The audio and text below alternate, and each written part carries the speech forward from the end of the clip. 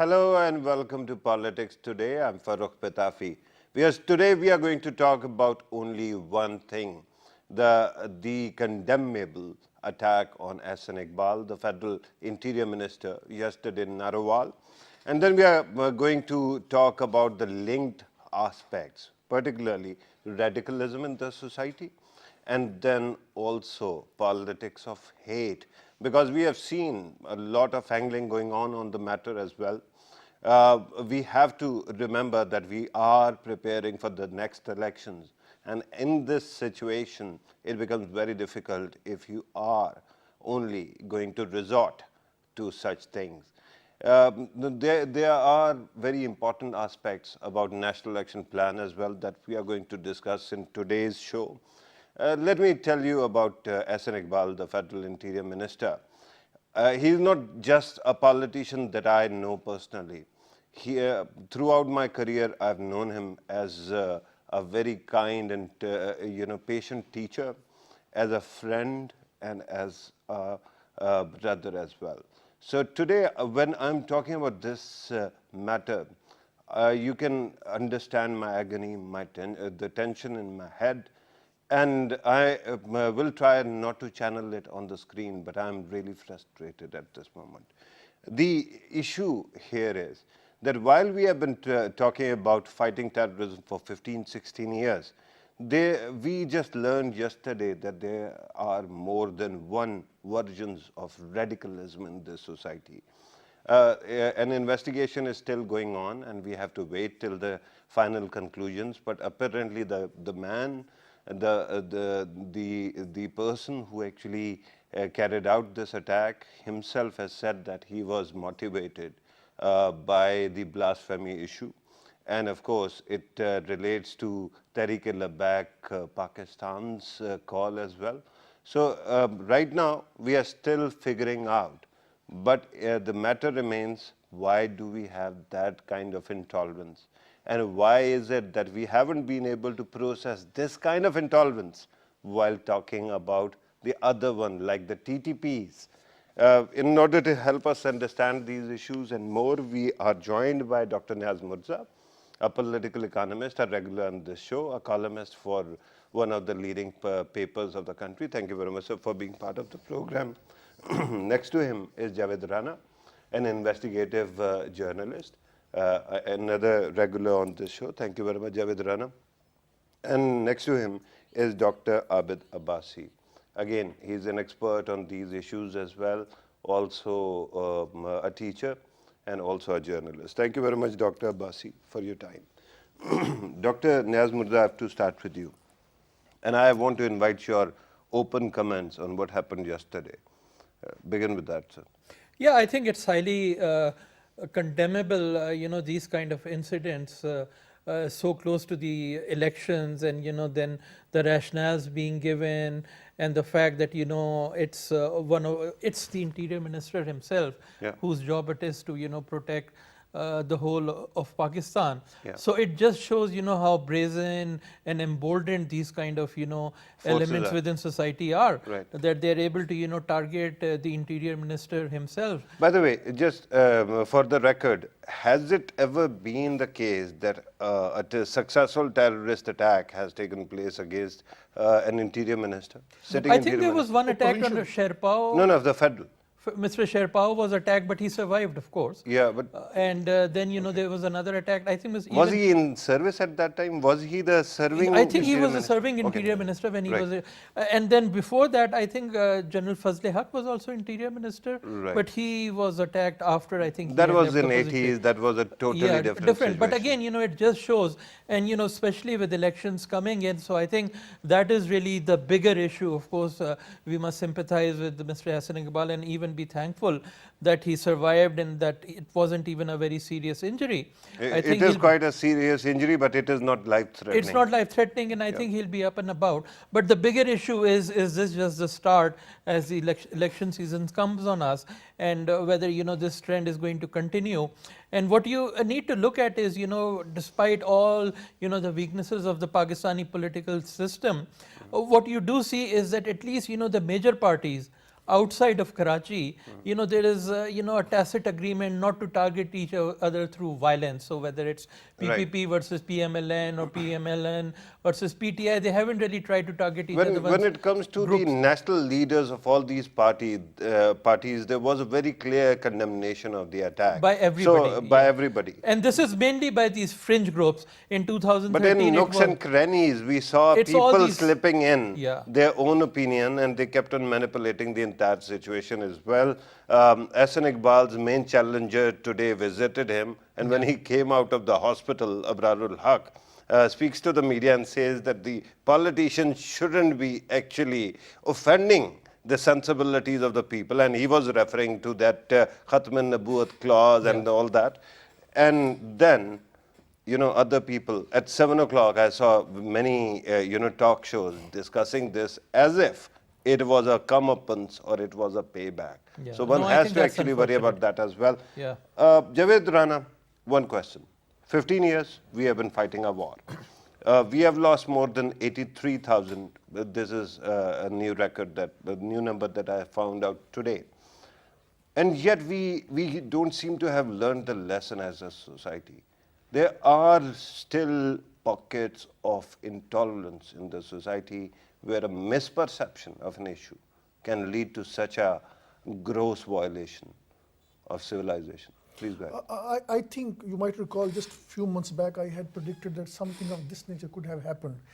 And that was primarily because of the reason the kind of the election campaign from which has been initiated from the TLY and other groups which are... They call themselves TLP now. TLP, associated with them. They've been openly saying that the government and the government leaders are responsible. And when you are using it as an agenda in the election campaign, that means you are provoking people.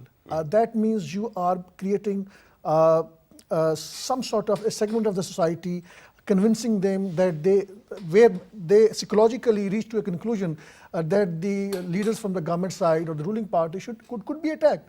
So same thing has happened.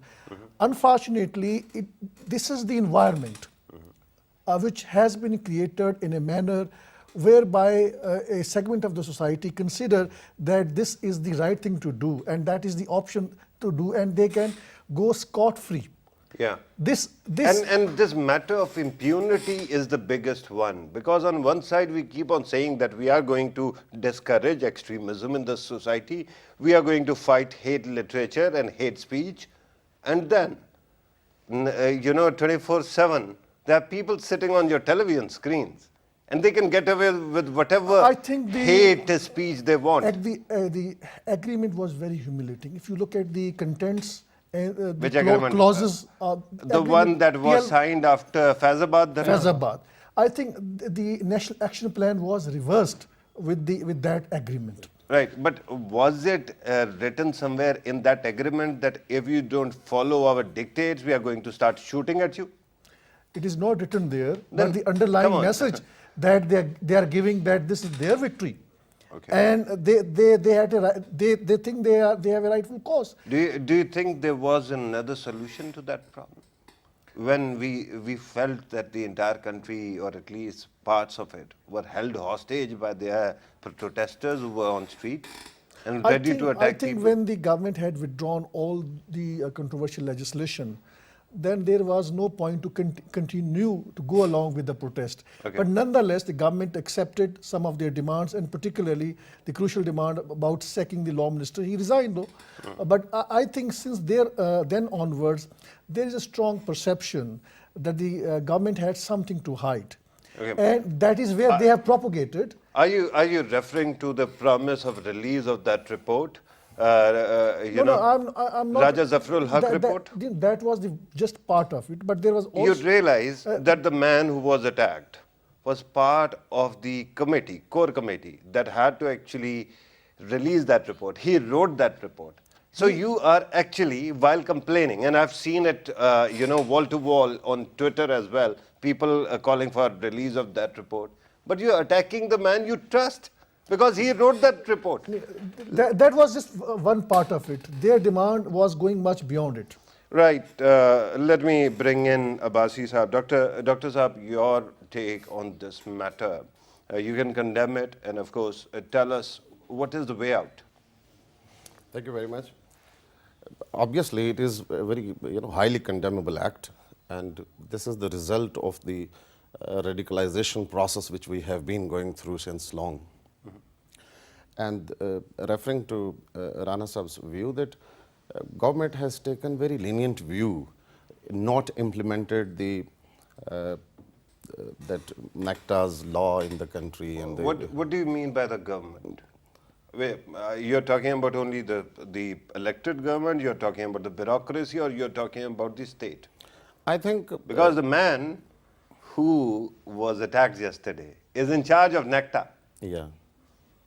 But when the counter-terrorism strategy which you chalked out, taking into consideration, taking into process the all stakeholders of the state, but the government failed in various aspects, to implement that counter-terrorism strategy. This is the one aspect. Secondly, the society has become so intolerant, and to an extent, the previous incumbent governments and the other state institution has been, quote unquote, using these sort of elements for their own sort of interest. Right. And if we talk, and now the, And we are going to talk about those interests as well, Dr. Saab, but you were referring to a national counterterrorism strategy. That would imply that we have one. I have seen National Action Plan, which actually talks about 20 points in generic terms. After that, we were supposed to have a coherent policy or strategy, as you have put it. Have you seen that coming, being presented? And especially there was a talk of counter-extremism narrative building in the country. Yes. That could be possible through building consensus. Do you think we have that kind of consensus? I think it should be. We need to develop a consensus. Should is a word that doesn't apply. I mean, it is nothing. Look, if It's a mere value, right? one of the point of that counter, terrorism strategy, the National Action Plan was to ban all hate speeches against not only religious hate speeches, but every kind of hate speeches which can provoke people to take such extreme actions. Right. On media, we have been saying that many hate speeches, on the basis of religion or taking, the plea of blasphemy or on political grounds. If I refer to one incident, you mentioned Ibrarullah, that he met Ahsan Iqbal in hospital. He and showed visited him because the man must be courtesy, and he unconscious. was saying that on the advice of his party leader, he went there. But again, a video clip is viral on social media before, in which Ibrarullah was in a way provoking that. Okay, if you are not doing, you will face the music, and if you did so, the people, when It saddens me because I've known Ibrar for quite some time. He's another of friends, but the humble submission is, no matter whatever it is, when it comes to their party's position, I saw one more thing. Abrarul Haq was not alone there. There was Fawad Chaudhary as well. Yeah, many people. And a man, Fawad Chaudhary has no scruples, right?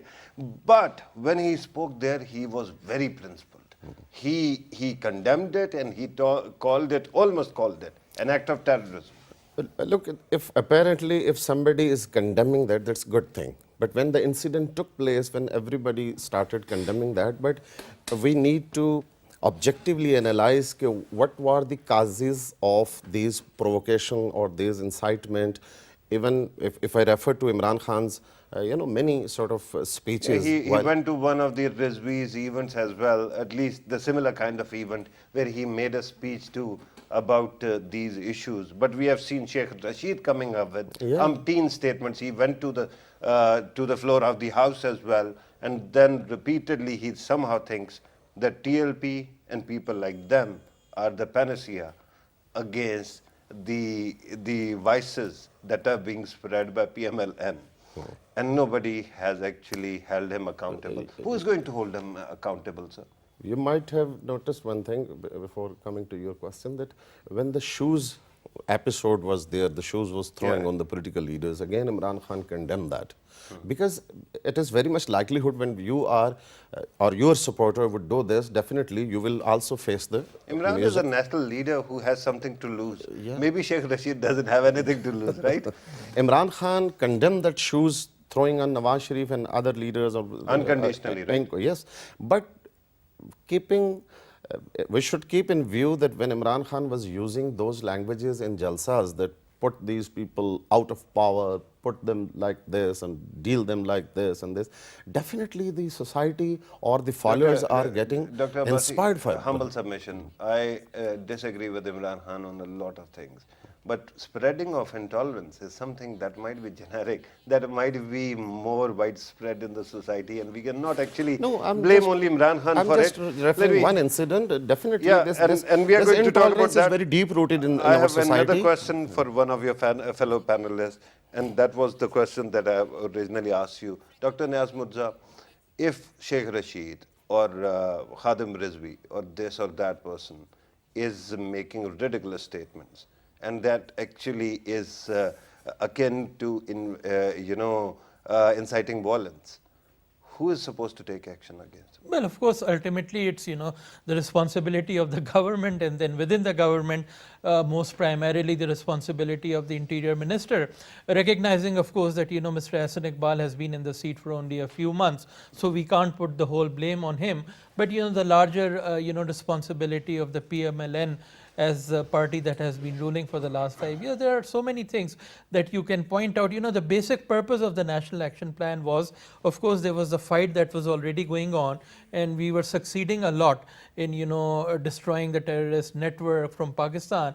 And I think now the situation is that, FATA has practically been cleared. But the basic purpose of NAP wasn't just this, it was to make sure that the next generation of extremists is not allowed space in Pakistan. Right. And this is what you are exactly seeing, a new generation of extremists which have no connection with, the Tehreek-e-Taliban Pakistan, Right. which follow a very different kind of, ideology and all.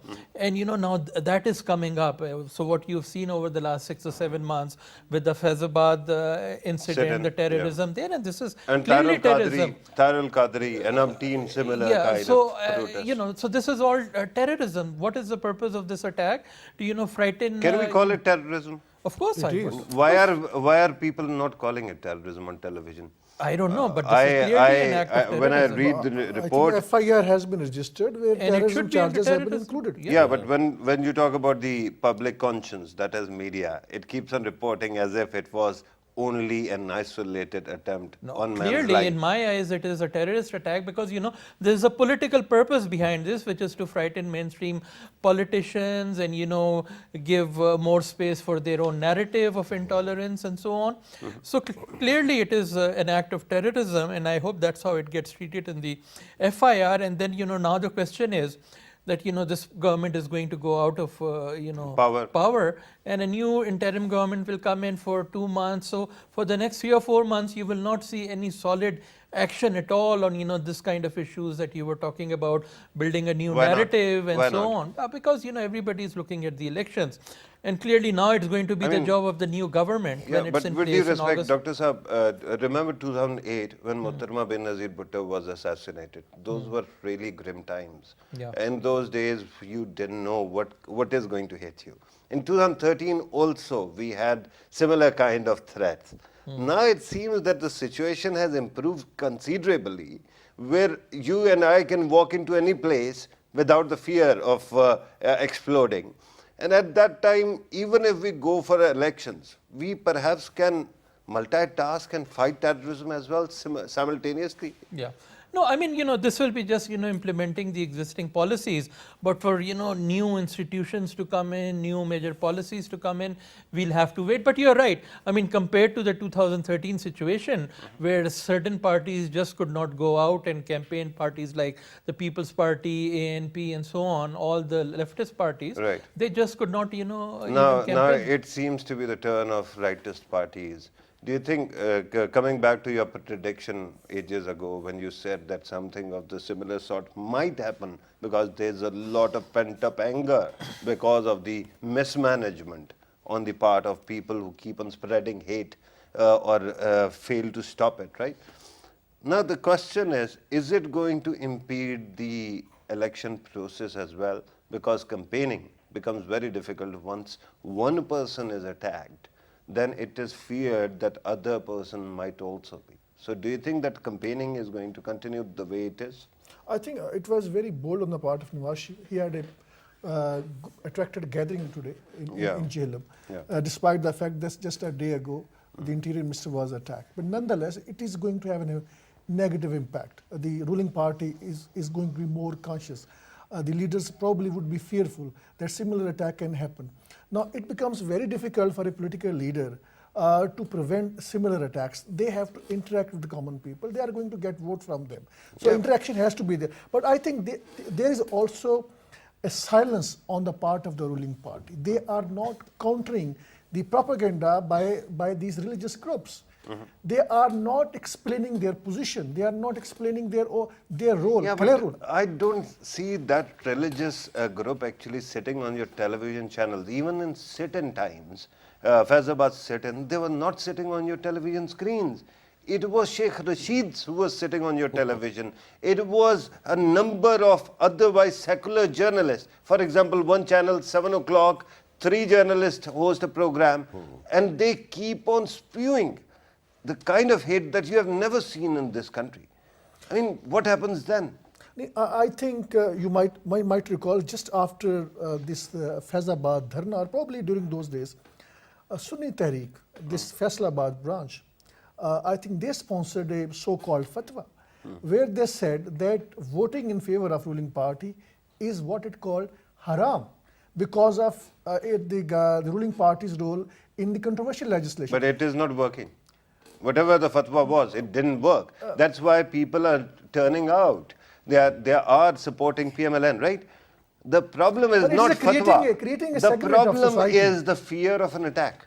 And comparing it with 2013, because back in those days, somehow it worked because People's Party was at that time sort of in transition. And it had taken a lot of media's flack as well. But it doesn't seem to be the case with PMLN. Because A, they're sitting within the most populous province. B, somehow they managed to pull a lot of huge crowds. I think in a broader picture, this TLP, they have been campaigning against the ruling party, and I have seen some of their posts on the social media, and they are coming up, what we can clearly say is they're concocting their own facts, manufacturing their own facts. They are blaming former Prime Minister that he is actually in league with Israel, and then blaming Imran Khan that he is in favor of recognizing Israel. So these are pack of lies, and nobody is going to take them on. So social media needs Why to... not? We have different power centers. Let in Pakistan. me go to take them Dr. Abbasi. Dr. Abbasi, whose responsibility it is to come up with a coherent counter-terrorism narrative in this society? Actually, all stakeholders are responsible. Define those stakeholders, sir. Let us name them. The political government, Okay. the media, You're talking about the federal government or the provincial government? all the provincial governments, Okay. federal government. Okay. Look, it's a cultural kind of thing. Go on with the names. Go on with the names, Yeah, sir. I'm taking the name, but I think the whole atmosphere should be taken into consideration. The cultural aspect should be taken into consideration, because when we sowed the seeds of this terrorism in our society, and it is not easy to take one prone strategy to get them, get rid of them. We need to take a coherent, well-considered, strategy to bring into practice. Not only the government, not only the state institutions. Yes, they are doing their business well. They have taken very there's a bold reason why I asked you to talk about those stakeholders, and you have named only 5 of them right now. You haven't mentioned Definitely, others, the but armed there's a forces, reason. I want to understand whether it is failure of imagination, whether it is failure of courage, because there might be, cowardice hiding within me as well, or there is some kind of collusion going on somewhere, that somebody is actually trying to actively sabotage it. I know, I tell you one thing, given that we have operated in the same theater and we have worked with all the governments and the institutions, you go to Rawalpindi, you talk to the army, they're very clear about fighting terrorism. And they come up with their action whatever shows that. They narrative, have taken whatever very bold narrative actions. they can come up with. You go to or talk to the intelligence agencies, they are very clear on these issues as well, at least the interface that we have. You talk to politicians, most of them are very clear on these issues too. Even clergymen, you talk to them, most of them don't condone this kind of violence. And yet we fail to come up with a coherent counter narrative. Actually, we did not fail, but to an extent there are some loopholes. For instance, I have referred some of the institutions, including governments and stakeholders. Media is very important role to play. There are some sort of fingers being pointed out on judiciary as well, because some of the people who were being released, they were having very serious old charges. news. That is before the military court, situation. Now there is a military court and they prosecute terrorists immediately. I think we should hope that things are proceeding towards positivity. Yeah, but If then the all whole of a state- sudden comes an attack on the life of the federal interior minister. But And we have to start scurrying for more facts or to actually go through the facts again, right? no, it's if we do not take into consideration the cultural aspect, the whole society cannot be maneuvered by force or by administrative authorities or by laws. Obviously, laws matters a lot, and actions matters a lot by the state and government. But even in societal level, media plays a very important role. Academics play a very important role, and we should understand the whole aspects, this problem, and then the whole society, the responsibility of the society. There has to be should a play. whole of the nation response, right? Yeah. To borrow a military term because it is usually used. But sir, that then clearly is a failure of imagination. Yeah. Yeah. Because the narrative that goes on, the only problem is it has gone on for 70 years and we haven't been able to, demystify it, to separate facts or religious facts from fiction. And that's why these people actually get away with anything. It seems that somewhere we lack moral courage as well. Because if we had moral courage, people like these, there's the matter of first strike, second strike, third strike, boom, you are out. There's the third strike, and it is quite clear. Nobody is out yet. Yeah. Yeah, no, you're right. I think, it's a matter of imagination. There's the imagination of these kind of extremist groups, which seems to be much more productive. They are able to hit the nerves of the people in a much more, ferocious and intense manner. And we are not able to, they are able to capture the imagination of people, or at least a big chunk of the people, and get them to do all kind of crazy things, whereas the government with all its resources and the machinery and all kind of resources that it has, it's still not able to develop a coherent narrative against these kind of things. And I think that just shows the confusion at the societal level, because it took us a long time to even recognize extremists as doing something wrong. For a long time we were just blaming outside powers, USA, We India, still do. and we still do, and we were not willing to accept the fact that there is something wrong Sir, within come on. our own society Let too. us be honest, there might be entanglement there as well. But Yeah. if they manipulated TTP, they might be manipulating this group as well. Yeah. Why not actually crack down against such groups then? Exactly. And all this time it's taken, even against the TTP, which is such a clear target, there's no ifs and buts about it, that it's completely wrong. It has no justifiable cause, and it is not really propagating Islam in any way or serving Islam in any way. But it still took us so long to develop a clear and coherent strategy. And you still find major politicians to some level or the other trying to justify some aspects of TTP and trying to put the blame elsewhere. And now this new generation has come up, Is it new generation or is it parallel generation that was existing there, but we couldn't take out or take on everybody simultaneously out of the worry or concern about blowbacks? Well, I mean, the level of violence, the frequency of violence from these kind of groups has definitely increased. There may have been, one-off incidents done by them, like the Mumtaz Qadri incident and so on. But over the last 6 months, they have sort of, seemed to have become much this more group made organized. him a hero, a martyr. Yeah, they've become much more organized and much more interested in the political, scenario, and have shown a willingness and an interest in, jumping into the political fray. Here's a question, Rana, for you, and it is a reporter's question, right? Earlier, when you were talking about the wounds to the honorable minister, and we were talking about, how the bullet actually entered his arm and ended up in his, stomach.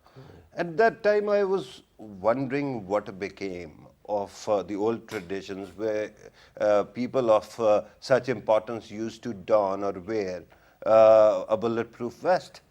So what happened to that? He is a politician, he's a humble politician. Yeah.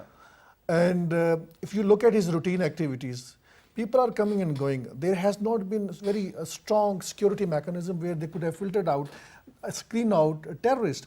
And this No, but I'm talking about a vest that you wear under your dress. You can hide it, and the concern is the ease with which the bullet actually reached him. He would not have thought in his wild imagination that he could be attacked. You see, No, but there was a warning, and he was asked not to go to this event. the pattern was humiliating attack, like throwing shoes at the leaders, but it not, hitting with a bullet. And that attacker was sitting there for hours, and he had made up his mind to assassinate him. Yeah. Thanks God that he has survived. I think for political leaders, they cannot, fortify their security. They will have to have a as a different politician, strategy. he might not, but as the federal interior minister, he should have. And it is very important Probably because no. it sends a very negative Negative message to message me across the as a citizen that if my interior minister is not safe, what exactly am I going Who's to going do? to save? Yeah, but let us hope that in coming days these precautions are taken, and B, let us hope that in coming days we see the government and the state bouncing back as well and clearing its mind too. Let us talk about the media's role as well, Dr. Abbasi, because I don't know whether you have seen that video where certain reporters approached the sister of the alleged assailant, and she is a plain woman, she knows nothing, and the reporters kept on harassing her as well. This also has become some kind of a norm, where media, assigns the role of an investigator, right, or interrogator to itself. The state should have reached her first. It didn't. And the reporters are there, middle of nowhere, almost harassing her. Yes, the media has been playing a very controversial role in other sort of incidents before. We have seen that. And the operators who are responsible for checks and balances on media, I think they did not prove up to the standard.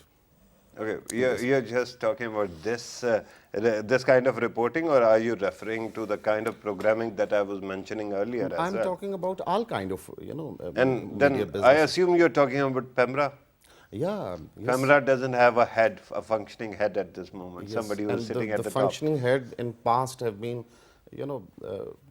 politically appointed and could not play a role, but their role was, divergent.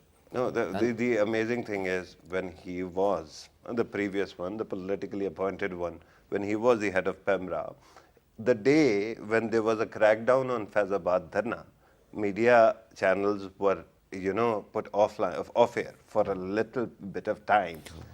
After that, channels came back, but the gentleman is not there. Yes. So what does it tell you about these matters? Yeah, I'm referring to your previous comments that political leaders cannot be contained to go into public. As Rana mentioned well, that Benazir Bhutto was also asked not to go to address the people, and she replied that if I am not able to reach my people, what the business I would carry on. So it is quite difficult for the politicians and political leaders. I think the atmosphere. No, we but sh- they must be cognizant of the fact that you can, in any society, you cannot stop such attacks totally, right? And you have to have some kind of precautions. Remember Brexit, when a British MP was killed, in broad Many daylight, incidents, right? yeah, Similar kind of incidents take place elsewhere as well. But the fact that such a high-ranking official was attacked, actually, and we are lucky that he has survived, right? God forbid something else were to happen, the entire country would have lost the kind of energy and focus that we needed. We had So experience. you need to in have past, the precautions, right? Yeah. Obviously, the precautions must be taken, or a very reasonable kind of precautions should be taken for all political leaders. But at the A same time, bulletproof vest, is it okay? A skull cap, a bulletproof skull cap and, a vest, is it okay or not? I think we can consider it, but it would send again a very indifferent kind of message to How the common it people. will be hidden. If somebody is wearing a skull, A skull cap? In our society, people do. I mean, we are quite religious people, are we But not? I think this is one thing, but we should try to take other steps as well. Media should take the responsibility. It should be a responsible media, not to provoke people, to take them to that height that they And attack. pray, what do you do with the social media, where Khadim Rizvi, Aapka Khadim, sits 24/7, I think state should take action. live streaming whatever he the wants action to say. should be taken. The people who are inciting hate speeches or hate material on social media, they should also be taken to task. They should also be By facing, whom? obviously by the state. By There are the some regulators, apparatus. you mean? Because here's the problem. There are regulators. Our media, social media and the regular media, is also divided into two segments. One is regulated by PEMRA, the other one is regulated by PTA. In other countries, you usually have a merger of these two offices. And since we don't have that, the PEMRA cannot control what is being shown on the coordinated effort should websites be made, or yeah. social media, and PTA cannot control what is going on televisions. So should there be a rethink about these two? I think we should take actions, we should take into consideration a well-defined policy, because this menace of terrorism or extremism or radicalization in coming elections, when more polarization we would see, it would be very much alarming, it would be very much dangerous for the process of electioneering in Pakistan. You see that kind of polarization going on? Obviously, the political polarization, it's very natural when the diverse political parties are contesting But elections. such incidents have the potential of bringing the country together as well. I mean, PTI, you yourself said, has condemned it. People's Party has condemned it. Even TLP at this moment is trying to distance. The statements that I've seen on social media, they keep on trying to distance themselves. They say it was failure of security, had nothing to do with us. So that means Yes, it was a at report on least, BBC as well that they dissociated themselves from this incident. every They did not own tragedy that. comes with an opportunity. And this time we have an opportunity to actually highlight who is going wrong and how to stop them. The question is, do we have the relevant answers? And B, sir, do we have the kind of moral courage that is needed to take on our own people? They are Pakistanis, right? Yeah, I mean, that is the thing, with this transition going on, moral courage and moral authority comes with somebody, who's assured of power, and now you're going to have this transition. So unfortunately, it will fall on, the interim government, the Election Commission of Pakistan to provide that leadership, and I hope they do that. But again, But this is is it fair that when we are talking about who created problem, at length we keep on spreading responsibility among various institutions? Yeah. And But that's when we talk about solution, we look only towards the political government. Even when there will be a caretaker government, other institutions of state will be firmly in place and they can function and they can actually carry out the strategy against terrorism or extremism that is needed? Definitely, I mean, the army, the security apparatus has an And the important role to judiciary play. and the media. And the judiciary, media, they will continue their work. But obviously, the bulk of, the leadership comes from, the political, the executive, and that executive is going to be non-political in a matter of less than a month. So, but this is an early warning, and I think especially for the PMLN, because that Is it seems not to too be late for an early warning? well, from the point of view of the election, it is still, because the electioneering is going to start now, it's going to shift gears. So I think it's important, especially for the PMLN. I don't know whether this is a coincidence or what, but the last time it was PPP, which was facing the brunt, and now it is PMLN, Yeah, which but seems to be facing the brunt. Remember those days when People's Party was like about to leave office? In those days, similar kind of attacks were taking place. You're right. Although the main people who were taking the brunt was ANP, not ANP, People's yeah, Party. yeah. But still, at that time, People's Party seemed, at least in national surveys or polls, to be, lacking or lagging behind. Yeah. And there were other two parties which were actually cruising forward. At this moment, when you look at surveys, PMLN seems leading. Still and seems then, to be leading, yeah. with a huge margin. And then second is PTI. Yeah. So in this situation, do you think it will have the similar kind of chilling effect like 2013? Probably not on the PTI, but on PMLN it could, because the TLP, the clear target is the PMLN with the Khatme-Nabuwat issue, and then all the threats that were issued at that time. The target was PMLN. So I think it's mainly the PMLN that's going to suffer. I don't think it will go to such an extent as that happened in 2013, because it basically crippled the electioneering of ANP and People's Party, especially in Punjab. It may not go to that extent. I mean, the Taliban were a much more powerful force, much more well-oiled. This is still an incipient group. But still, this is a warning, and I think now that, they still have offices now. So with due respect, how What is many going to warnings happen? do you need? What is going to happen once they are not ministers? They won't Sir, even have the official So with due coverage. respect, how many warnings do we need? Exactly, that's the question. But I do hope, that the PMLN as a party will sit down and take a look at, all the threats that it's facing and manage them properly and provide them. And definitely the same for, Only the Election victim will Commission- do it. Election Commission of Pakistan, and for the interim government and the security forces also, they do need to ensure that there is a level playing field for all the parties. Right. A question for you, Rana Saab, is what to do next? I think, again, when we say what to do next, then question is who is going to do the next step? The entire state of Pakistan. Let us be clear When we about it. say when we say the entire state of Pakistan, we have here power centers, Okay. and we have here vested political interest. Political parties do have condemned this terrorist attack, but at the same time, in the heart of heart, many political groups and party would like, if not the same, but at least similar incident like they would wish to happen, because that is going to help them to win the elections.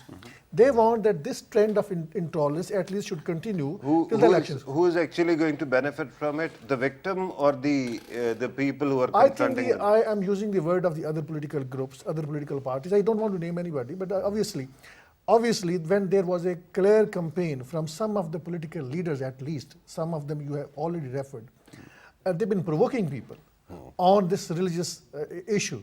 So they are also expecting that the people would vote on the basis of that issue.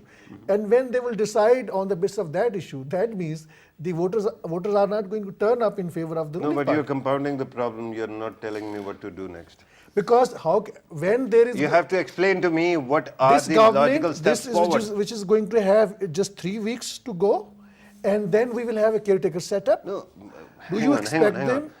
It seems as if you are saying that after 3 weeks the entire state of Pakistan changes. It doesn't.